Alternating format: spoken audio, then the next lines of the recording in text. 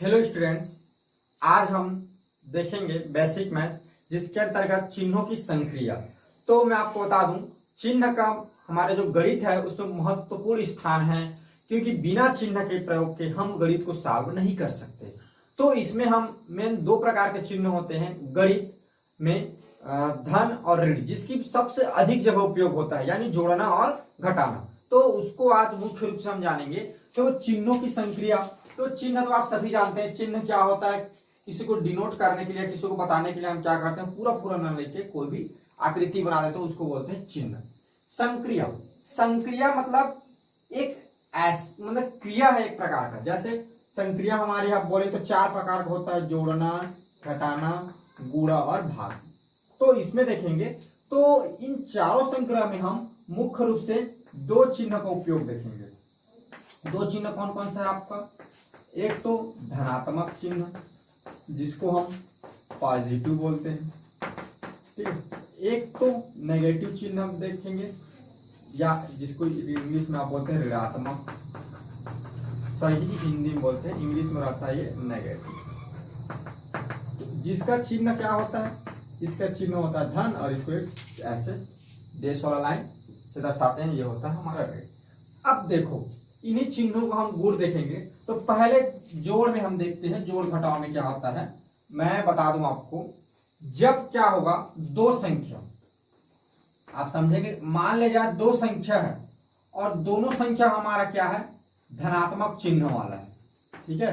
दोनों संख्या धनात्मक चिन्ह वाला है, तो हमेशा क्या होता है, जुड़ जाता है, और जो हमारा उत्तर आएगा, ठीक है, और उत्तर का जो चिन्ह रहेगा वो हमारा क्या होता है, धनात्मक होता है, ठीक है। तो पहले मैंने आपको बताया कि यदि दो संख्या जो धनात्मक हो तो वह हमेशा आपस में जुड़ जाते हैं और उत्तर हमेशा धनात्मक प्राप्त होते हैं, ये मेरा कहना है। चलिए इसमें एग्जांपल देखते हैं। तो एग्जांपल देखें, जैसे मान ले जाए 2 धन 5, तो आप देख रहे हैं ये पहली संख्या हो गई, ये दूसरी संख्या हो गई।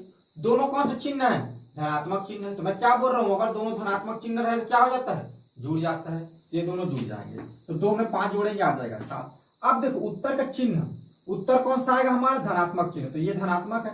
आप जान रहे हैं कि धनात्मक जो चिन्ह होता है हमको उसको दिखाने की आवश्यकता नहीं होती है, हम +7 को ऐसा भी लिख सकते हैं, ऐसा 7, ये दोनों इक्वल है, यानी धनात्मक संख्या के लिए हमें चिन्ह को बताने की आवश्यकता नहीं है, ठीक है। चलिए एक और एग्जांपल, मान लीजिए 15 और 10 है। तो आप देख रहे हैं इधर आप चाहे तो ऐसा भी लिखा आपको मिल सकता है, इधर प्लस चिन्ह। आपको बता दूं कि धनात्मक संख्या में आप प्लस चिन्ह को नहीं लिखेंगे तब भी वह धनात्मक माना जाएगा, ऋणात्मक में हमको दर्शाने की आवश्यकता पड़ती है। तो 15 में जब 10 जोड़ेंगे कितना आ जाएगा, 25, 25, तो 25 आ गया, और चिन्ह कौन सा लगेगा, ये धन का चिन्ह लगेगा। तो ऐसा भी चिन्ह आप लगा के लिख सकते हैं, या नहीं लगाएंगे डायरेक्ट जैसे इसकी जैसे भी लिख देंगे तब भी आपका करेक्ट आंसर है। तो ये तो बड़ा आसान चीज है।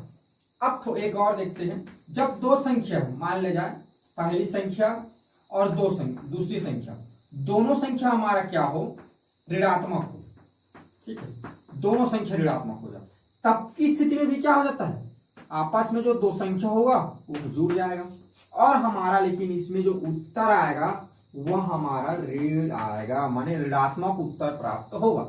मैं क्या बोलना चाह रहा हूं कि दो संख्या है, यदि दोनों संख्या ऋणात्मक है तो जब उनमें संक्रिया लगाए तो आपस में क्या हो जाता है, माने संक्रिया मतलब जोड़ वाली संक्रिया, तो आपस में दोनों जुड़ जाते हैं और उत्तर हमारा ऋण प्राप्त होता है। तो देखिए कैसा, देखिए हम एग्जांपल समझते हैं। मान ले जाए ऋण 2 है और ऋण 3 है, जिसको हम ऐसा भी लिख सकते हैं ना, ये ऋण 2 ऋण धन करके इसको ऋण 3 ऐसा भी लिख सकते हैं, ठीक है। इन दोनों का मतलब सेम है, चाहे आप ऐसा लिखे चाहे ऐसा लिखे। देखो क्या होता है, यहाँ पर धन है तो यहाँ पर ऋण है, जब ये कोष्टक हम खोलेंगे तो ये आपस में इनका गुणा होता है चिन्हों का, तो धन और ऋण का जब गुणा होगा तो ऑटोमेटिक ऋण प्राप्त हो जाएगा। तो हम इसको ऐसा भी लिख सकते हैं, ठीक है। तो ये दोनों इक्वल है।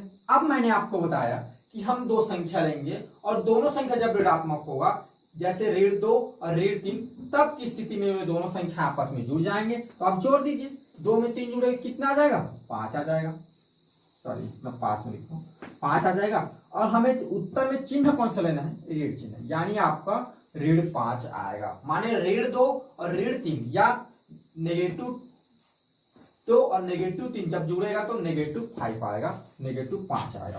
फिर इसी में एक और ले लेते हैं। चलो मान लो मैं एक एग्जांपल ले लिया आपका -10 -5। ठीक है, तो -10 -5 तो क्या हो जाएगा, -10 और 5 जुड़ेगा कितना हो जाएगा 15 और माइनस माइनस तो चिन्ह क्या आएगा, माइनस आएगा। माने -10 में जब -50 होगा तो कितना आ जाएगा -10 में जब -5 होगा तो -50 आ जाएगा 15।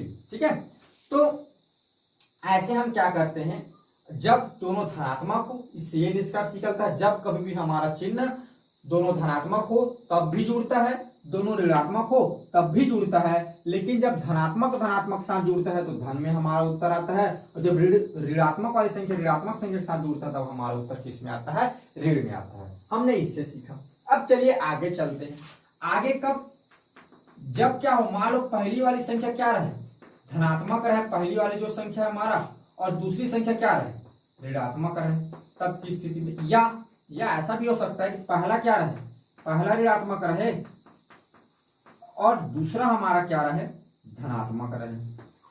ये दोनों कंडीशन में देखेंगे कि पहला वाला संख्या धनात्मक हो जाए और दूसरा वाला ऋणात्मक हो जाए, या तो पहला वाला ऋणात्मक हो जाए और दूसरा वाला धनात्मक हो जाए, तब की स्थिति में क्या होता है, तो तब की स्थिति में हमेशा जो हमारी जो संख्या होती है उसमें घटाव होता है। आप याद रखेंगे, कभी भी एक धन आया और एक ऋण आया तो हमेशा वो संख्या घट जाएगा, और जो हमारा उत्तर जो प्राप्त होगा, उत्तर प्राप्त होगा ये क्या है ये नहीं पता रहता, बड़ी संख्या का चिन्ह लगेगा। हमारा जो उत्तर होगा बड़ी संख्या का चिन्ह, माने बड़ी संख्या का चिन्ह कहने का मतलब जब हम जिस संख्या में किसी संख्या को घटाएंगे, किसी संख्या में किसी संख्या को, तो वहां पर देखेंगे कि जो हमारी बड़ी संख्या है उसका चिन्ह क्या है। अगर बड़ी संख्या का चिन्ह धनात्मक है तो हमारा उत्तर भी धनात्मक में आएगा, अगर बड़ी संख्या का चिन्ह ऋणात्मक है तो हमारा उत्तर भी किस में आएगा, ऋणात्मक में आएगा।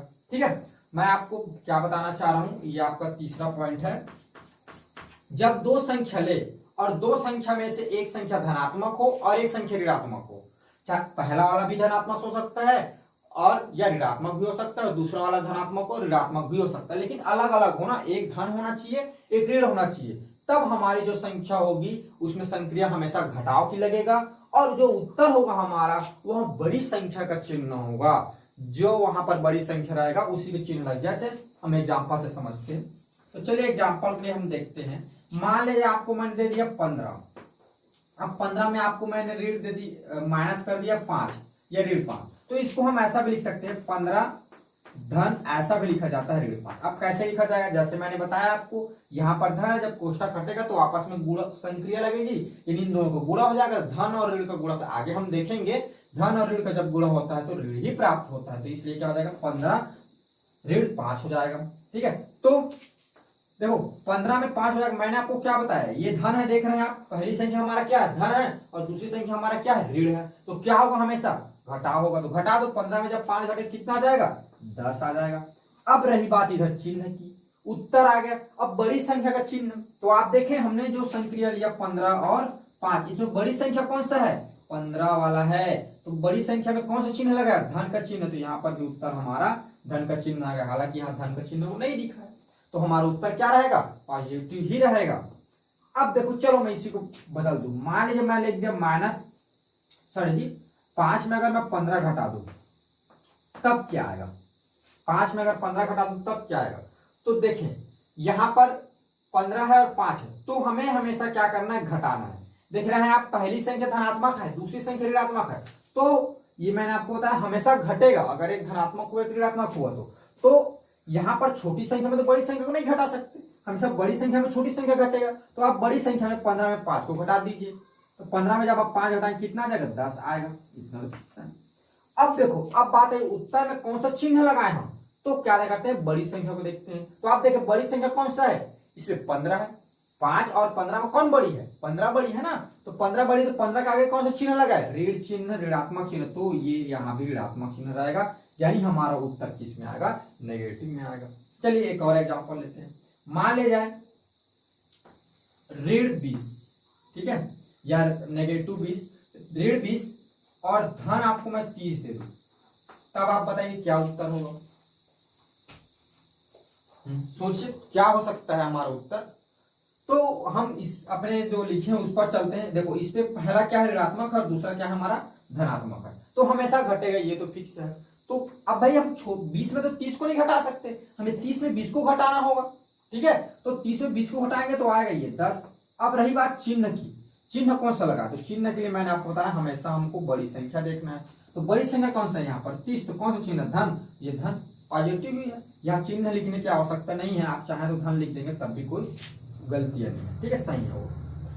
अब चलो इसको मैं थोड़ी सी इसको बदल देता हूं। मान लीजिए मैं आपको ऐसा कर दूं, आप सोचिए क्या हो सकता है हमारा आंसर, इस पर विचार करिए। ये देखिए ये ऋण और धन है, तो हमेशा स्वाभाविक सी बात है पहले घटेगा, तो 30 में हम 20 को घटा दिए आ गया 10। अब रही बात है यहाँ पर आती चिन्ह की, तो चिन्ह कौन सा लगेगा, तो आप देख रहे हैं यहाँ 30 और यहाँ 20, 30 में बड़ी कौन सा है 30 बड़ी है, 30 के सामने कौन सा चिन्ह है ऋण चिन्ह, तो हमारा उत्तर भी ऋण चिन्ह आएगा। तो मुझे लगता है कि आपने ये जो 3 प्रकार के जो मैंने आपको बताया, जब धन धन रहे और ऋण ऋण है तो क्या होता है हमेशा जुड़ता है, लेकिन चिन्ह अगर धन धन है तो धन लगता है, ऋण ऋण है तो ऋण लगता है। समस्या हमें इसमें आती है जब धनात्मक और ऋणात्मक और ऋणात्मक धनात्मक होते हैं, कोई समस्या नहीं है इसमें भी, बस हमको घटाना है और उत्तर में जो चिन्ह आएगा उसके लिए हमें बड़ी संख्या को देख देना है और आंख मूंद के हमें उस चिन्ह को क्या करना है वहां पर लगा देना है घटा। तो बस ये 3 प्रकार की हैं। अब इसी में देखते हैं हम ये धन और जो हमारा जो ऋण है, यानी जो हमारा धनात्मक चिन्ह और ऋणात्मक चिन्ह, उनका जब गुणा करते हैं तो क्या होता है, ये हमने जोड़ में देखा ना भाई, एडिशन में देखा, जोड़ में देखा, या बोल सकते हैं सब्सट्रैक्शन घटाव में देखा, ठीक है, ये दोनों पर हमने देखा, ठीक है। धन और ऋण चिन्ह का उपयोग हमने जोड़ और घटाव पे देखा। अब इन्हीं धन और ऋण चिन्ह का उपयोग हम अब गुणा पे देखेंगे, जब गुणा होता है तो क्या होता है।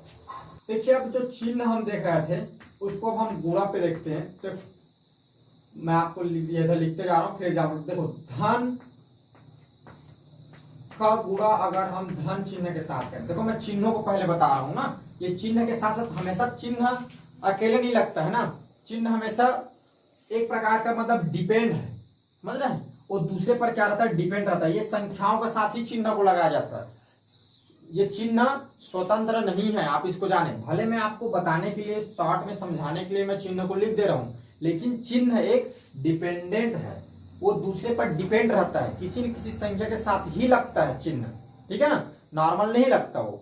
लेकिन मैं आपको बताने के लिए शॉर्ट रूप में मैं चिन्ह को ही लिख दे रहा हूँ, ठीक है। आप याद रखेंगे चिन्ह किसी संख्या के साथ ही लगता है, इंडिपेंडेंट नहीं है, चिन्ह डिपेंड है, ठीक है। लेकिन मैं आपको बताने के लिए क्या कर रहा हूँ, चिन्ह को ही समझा रहा हूँ, ठीक है।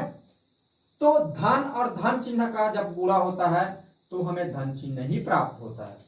दूसरा देखेंगे हम, जब धन का गुणा अगर हम ऋण चिन्ह के साथ करें तब हमें ऋण चिन्ह ही प्राप्त होगा, यानी ऋणात्मक संख्या प्राप्त होगा, इसके कहने का मतलब, ठीक है, ये धनात्मक संख्या प्राप्त होगा। तीसरा, जब ऋण संख्या का गुणा जब धन संख्या के साथ होता है तो हमें क्या होता है, ऋणात्मक संख्या मिलती है। चौथी बात, जब ऋण संख्या का गुणा ऋण वाली या ऋणात्मक संख्या के साथ ही होता है तो हमें मिलता है धनात्मक, ठीक है, धनात्मक संख्या मिलेगा। तो आप याद रखेंगे धन धन और ऋण ऋण का जब भी गुणा होता है तो धन धन ही आता है, और धन और ऋण और धन का गुणा होगा तो क्या प्राप्त होता है, ऋण प्राप्त होता है। इसमें चलिए एग्जांपल देखते हैं, एग्जांपल से हम समझते हैं। चार प्रकार से एग्जांपल है। जैसे देखिए मान लीजिए आपको 4 का मल्टीप्लाई कराना है 5 से, यानी 4 का गुणा कराना है 5 से, तो देखो ये भी धनात्मक है और ये भी क्या धनात्मक है, तो 4 में 5 का गुणा होगा तो 20 आएगा, हमारा चिन्ह क्या रहेगा, धन ही रहेगा। मान लीजिए आपको पहले मैं जैसे धन चिन्ह दे दिया 4, मान लो इस चीज को बताता हूं मैं, ठीक है, और दूसरा हमारा मैं ले लेता हूँ 5 को ऋण ले लिया, तो 4 और 5 का गुणा ही होगा 20 आएगा, लेकिन धन और ऋण का गुणा होगा तो आप देख रहे हैं क्या प्राप्त होगा, ऋणात्मक नहीं, तो यहाँ पर ऋण यानी नेगेटिव वाला हमारा उत्तर आएगा। देखो -5 अगर हम गुणा कर दें +4 के साथ तब भी गुणा होगा, या ऐसा भी लिख सकते हैं, इस चीज को अगर लिखे तो ऐसा, तो देखो 4 और 5 गुणा होगा तो कितना आ जाएगा, 20 ही आ जाएगा। लेकिन ऋण और धन का गुणा होगा, ऋण और धन का क्या आएगा, ऋण ही आता है, नेगेटिव तो ये हो जाएगा। और मान लीजिए ऋणात्मक 4 है और ऋण 5 है, तब क्या होगा, 4 और 5 गुणा 20 और ऋण क्या होता है, धन, तो ये हमारा उत्तर धन ही आएगा। तो आप इसको याद रखेंगे, जब 2 धनात्मक संख्या गुणा होता है धन आता है, एक ऋण हो और एक धन हो तब की स्थिति में हमें क्या प्राप्त होता है, ऋण संख्या प्राप्त होता है। जब दोनों ऋण हो तब की स्थिति में क्या प्राप्त होता है, धन चिन्ह प्राप्त होता है। तो आप इनको याद रखेंगे, ठीक है। तो ये तो 2 बार किए तब हो गया। जब 3 बार होता है तब क्या होता है, इसको समझते हैं। जैसे एक मैंने एग्जाम्पल ले लेता हूँ, धन का गुणा अगर मैं धन के साथ कराऊं, ठीक है, फिर इसी का गुणा एक और धन के साथ करूं, तब क्या आएगा देखिए। जैसे ऋण है, ऋण का गुणा फिर कोई ऋण संख्या के साथ कर दूं, फिर एक बार मतलब तीन बार कर दूं, तब की स्थिति में क्या आएगा। तो मैं आपको बता दूं, चाहे कितनी बार भी लिखा रहे, 3 बार लिखा रहे, चाहे 4 बार लिखा रहे, चाहे 5 बार, चाहे 10 बार लिखा रहे, हमको बस इन दोनों को कैलकुलेट करना, दो को लेते जाना है। जैसे मैं इस पर देखता हूँ, पहले इन दो को आप देखिए, धन और धन का गुणा होगा क्या आएगा, धन। अरे फिर तो बन गया, इतना को सॉल्व किए धन आ गया। अब ये धन और यहाँ का एक धन मिला, तो इन दोनों जब सॉल्व किए तो क्या आएगा, धन आ गया। तो ये धन और ये वाला धन जब इन दोनों के साथ होगा तो क्या प्राप्त होगा, धन आएगा। धन का गुणा, देखो जब ऋण, ये ऋण और ऋण का गुणा होगा तो क्या मिलता है, धन। अब देखो यहाँ पर आ गया धन और इस ऋण के साथ संक्रिया होगा तो धन और ऋण हो गया। तो आप देख रहे हैं धन और ऋण क्या आता है, ऋण आता है। यानी 3 बार अगर ऋण का गुणा हो तो क्या संख्या प्राप्त होगी, ऋणात्मक। और 3 बार अगर धनात्मक हो तो क्या संख्या प्राप्त होगी, हमको धनात्मक। जैसे एग्जाम्पल देखिए, मान लीजिए 2 × 3 × 5 ले लेते हैं। देखो तो क्या हो जाएगा, 3 × 5 = 15, 15 दूनी कितना आएगा, 30 आएगा। और देखो ये धन है तो धन धन धन, और इसके कभी क्या होगा, धन, तो धन धन ही आएगा। दूसरा एग्जाम्पल, मान लो ये ऋणात्मक हो जाए सारी संख्या, तब 5 × 15 और 15 दूनी 30 ही आएगा। अब चिन्ह की बारी आती है, तो चिन्ह की बारी के लिए हम देखेंगे, ये ऋण है, ये ऋण है, तो ऋण ऋण क्या हो जाएगा, दोनों धन हो जाएगा। और देखो धन और ऋण फिर ऋण हो जाएगा, यानी ये क्या होगा, ऋण आएगा। तो ये देखिए, हमको भले 3 संख्या दिए गए हैं, चिन्ह वाली, धन वाली, ऋण वाली, लेकिन हम क्या कर रहे हैं, बस ये दोनों आपके क्या है, बेसिक है, या बोल सकते हैं ये दोनों आपके क्या है, कॉमन है। इन्हीं दोनों को देखकर हमें क्या करना है, हम कितनी बड़ी क्यों ना संख्या दिया रहा है, हमें दो को ले लेके उस संख्या का हम क्या कर सकते हैं, सही चिन्ह वाला करेक्ट आंसर निकाल सकते हैं। तो ये आपने गुणा के रूप में बता दिया। चलिए भाग के रूप में भी मैं आपको बता देता हूँ, ठीक है, जिसको हम डिवीजन बोलते हैं। तो देखो भाग में अगर मान लो ऊपर ऋण चिन्ह है, ठीक है, और भाग है, आप सॉरी पहले धन को लेता हूँ। चलिए धन भागी धन, इसका कहने का मतलब अगर ये धन में कोई ऊपर धनात्मक संख्या है और इसको भाग दे रहा हूँ, नीचे भी कोई धनात्मक संख्या है, यही तो होता है ना भाग देना, जिसको हम बटा रूप में दर्शाते हैं, ठीक है। तो धन वाली ऊपर में कोई संख्या है और नीचे में भी धन वाली कोई संख्या है, जिसको हम ऊपर में धन और नीचे में धन लिख रहा है, तब की स्थिति में हमें धनात्मक संख्या ही प्राप्त होता है। दूसरा हम देखेंगे, मान लीजिए एक ऋणात्मक भाग और दूसरा क्या है हमारा, धनात्मक है, यानी ऊपर वाला ऋण हो नीचे वाला धन हो जाए, तब की स्थिति में ऋणात्मक संख्या आती है। तीसरा देखें, पहला क्या हो जाए, धनात्मक रहे और दूसरा क्या रहे, ऋणात्मक रहे, यानी ऊपर वाला धन और नीचे वाला ऋण रहेगा। तो आपको बता दूं, जब साल होता है तो ये ऊपर ऋण चला जाता है, ठीक है, और हमारा आंसर किस में आता है, ऋण में ही आता है, ठीक है, ऋण में ही आता है, ये मानकर चले आप। चौथा देखिए, अगर दोनों ऋण हो और विभाजित हो रहा हो, तब की स्थिति में हमें धनात्मक संख्या प्राप्त होती है, ठीक है। तो ये सिर्फ सेम गुणा के जैसे है, अगर 2 धन धन रहे, 2 ऋण रहे, तो धनात्मक संख्या प्राप्त होता है, एक धन एक ऋण रहे तब ऋणात्मक संख्या प्राप्त होता है, माने ये दोनों एक दूसरे से क्या है, कॉमन। इसी में चलिए एक एग्जाम्पल देख लेते हैं। मान ले जाए 40/10 एक प्रश्न ले लिया मैं, देखो तो 40/10 कितना आएगा, 40 में 10 भाग करेंगे कितना आ जाएगा, 4, लेकिन दोनों धन है तो धन में ही आएगा। मान लो ऊपर 40 अगर ऋणात्मक हो जाए, नीचे 10 कितना आएगा, 4, लेकिन उत्तर आएगा हमारा ऋण में, क्योंकि एक ऋणात्मक है। मान लीजिए ऐसा रहे, नीचे वाली संख्या ऋणात्मक देते, तो मैं आपको बता दूं जब नीचे में ऋण था ऑटोमेटिक वो ऊपर चला जाता है भाग के समय, ये ऐसा, तभी आ जाएगा माइनस आपका 40 से आएगा, सॉरी जी -4 आ जाएगा, 40 को 10 से भाग करेंगे तो।